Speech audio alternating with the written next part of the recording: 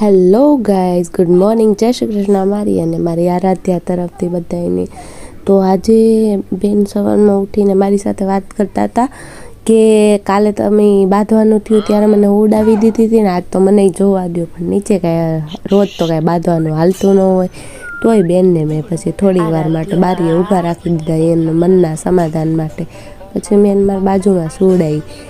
તેને ખબર પડી ગઈ ફોન ચાલુ છે. જો મેં હાથ આડો કર્યો ને જો કેવી ઊંચી થઈને ફોન જોવા માગે. પછી એને પપ્પા કે લાવ્યો એને થોડી વાર માટે કસરત કરાવું.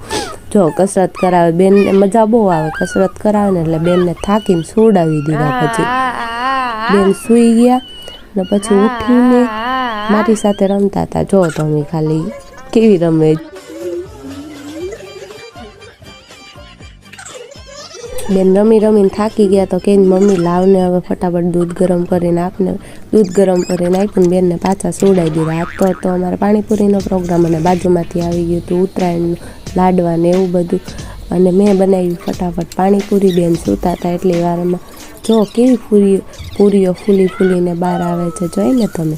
અને આજે મેં બનાવી હતી રગડાપુરી. પાણીપુરી જોઈને તો તમારા મોઢામાં પાણી આવી ગયું હશે. પછી બેન અમે ખાઈ લીધું ત્યાં તો ઉઠી ગયા હતા. પછી મેં એને માલિશને એવું કરીને તૈયાર કરી.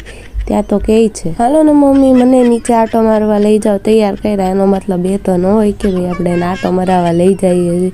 તો પણ હાલને મમ્મી આટો મારવા. જો કેવા હાથ ઊંચા કરીને પેટ ઉપર મારે.